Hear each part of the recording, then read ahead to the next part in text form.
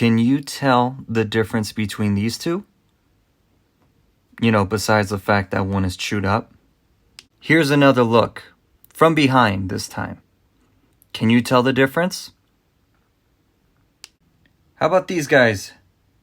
These look pretty legit, right? Right?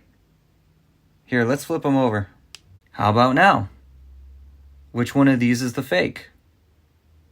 This is the inside of a Game Boy Advance game. Both of them Pokemon games.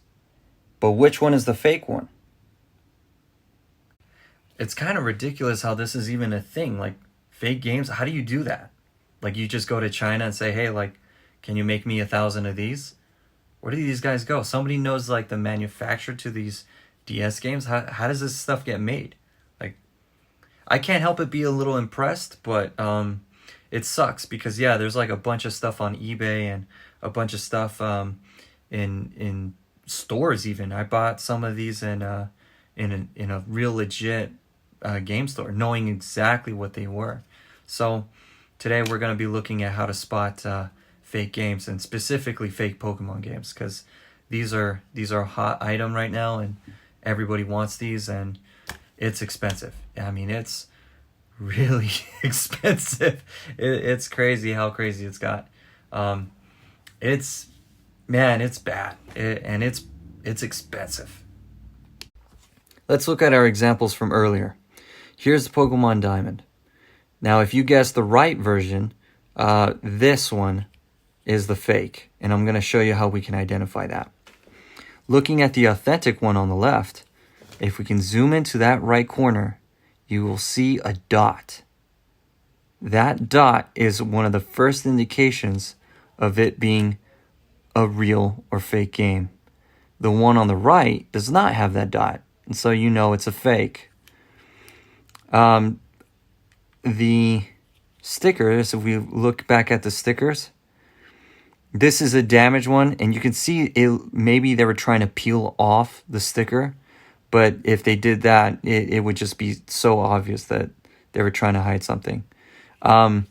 Putting them right next to each other, they look very similar, but if you pay close attention, the gray, this color right here, this color of gray on top goes straight from right around the end, it goes straight down.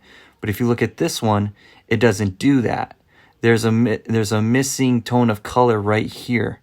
You can very vaguely see it, but it's there. And well, if you don't have an original, it might be difficult to identify.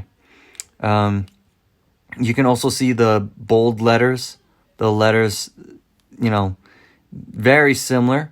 And man, it's so close. It's so close you could barely tell that there's a difference.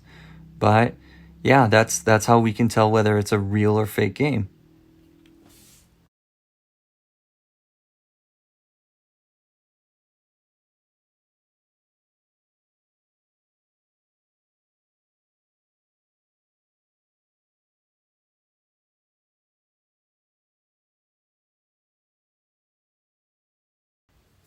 Another interesting thing to note when you're looking for your authentic games, if you glide across here, right where this arrow's at, where it tells you to insert, you'll notice it glides pretty nicely. It's not totally ingrained into the plastic. It's kind of just slightly printed on. Look at this one. We do the same thing. It's really in the plastic. You may not be able to tell from the video here, but it kind of dips really into the plastic. And you can feel it if you just glide your finger across it. You'll know right away. Okay, so for those of you who picked the left as the fake, well, you're definitely right. And with this one, it's a little bit easier to tell which one is the fake. For those of you who can't tell, that corner right there, right underneath the rating sticker right there. You see how that goes rounded, and this is more square? for whatever reason, there was a moment in time where they just couldn't get that sticker down right. And so that was enough for them to get away with making fakes, I guess. Also, a little bit more obvious, the color scheme on top, it's just really bad. This is totally fake, and it's just not a very good one.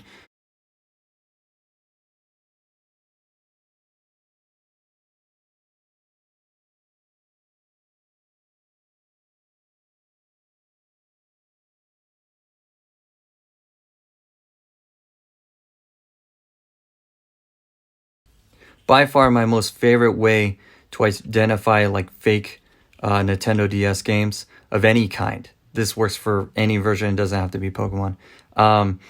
Is the rattling chip. Reproductions don't rattle. So the chip inside this plastic, if you shake this, there's no sound. But if you shake an authentic one, there's a slight rattle. And that is your identifier for real games. It's really funny, but yeah, for whatever reason they can't get that down. Maybe they felt like this is more secure, and I don't know why it rattles, but that's what makes an authentic version of these games. Now, as for Heart Gold, now my Heart Gold's a little chewed up, but still works, and I still use it, so that's how I know it's mine. But if you can tell, here's a fake one. Now, if it's not a black cartridge, well, then yeah, you got yourself a fake. This is a fake one, but notice here, they even got the little dot going on here. So these guys definitely know their flaws. This plastic right here is bumping out a little bit. It's not supposed to do that. Yeah, this is just clearly a fake.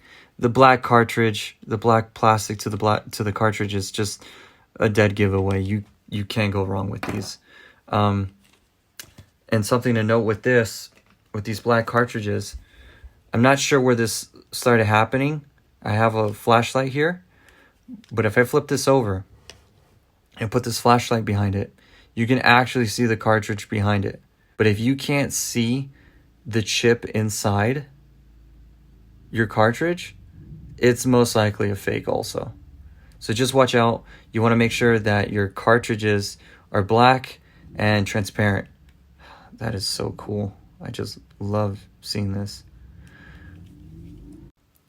Game Boy Advance games are a little trickier, but you can tell right away when you have a real one by these 4 squares right here. Just about every game that has a transparent one, every Pokemon game that's got a transparent case has these 4 squares in the back. I've seen others that have like these soldered on dots. That's a quick indication of a fake game. This is typically what a real one looks like. Now let's open this guy up real quick, because earlier I showed you what the insides look like, and that's really important. I'm using a Y screw, by the way. Looks like this. It's like a Y. Okay, so there goes the frame. Now, it's okay to see this. This is a battery. Now, Pokemon Ruby had a Hoenn version, you know, Sapphire and Ruby. They had time sequences and timed events. And so this battery helped the game cartridge keep track of time. The sucky thing is, once this battery dies, those time events, you know, no longer work. You'll have to replace the battery, and you know, you got to have some pretty good soldering skills, because you're going to have to solder straight to the board. You're going to have to unsolder the battery and then solder a new one to the board. And that takes some skill. Pokemon Sapphire is the same thing. Oh, there we go.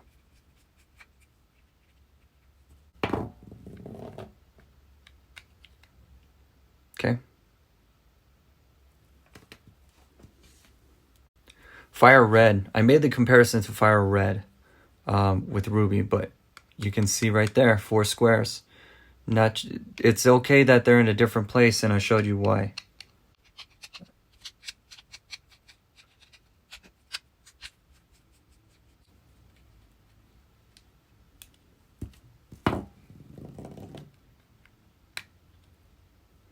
Okay, let's make the comparison right here.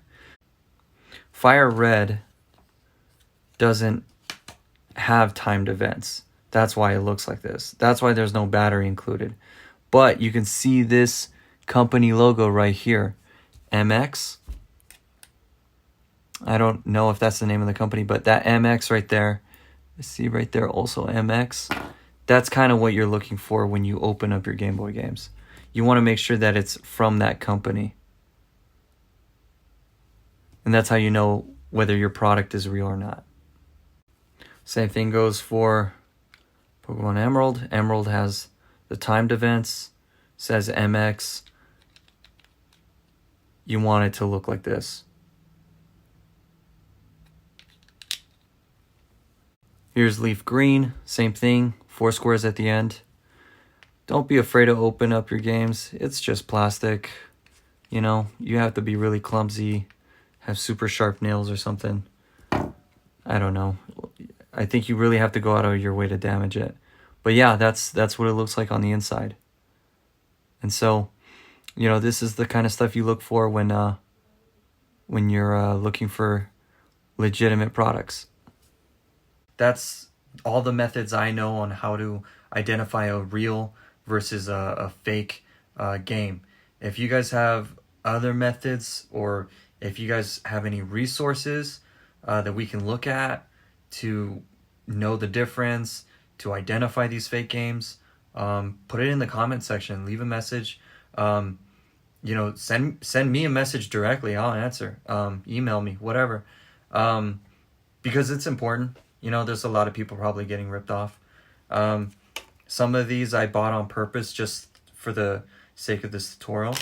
Some of these I genuinely got ripped off. I had no idea. The quality out there is so good. You know, the quality of fakes is impressive. So if you guys have any other methods, just let me know. Let everybody know.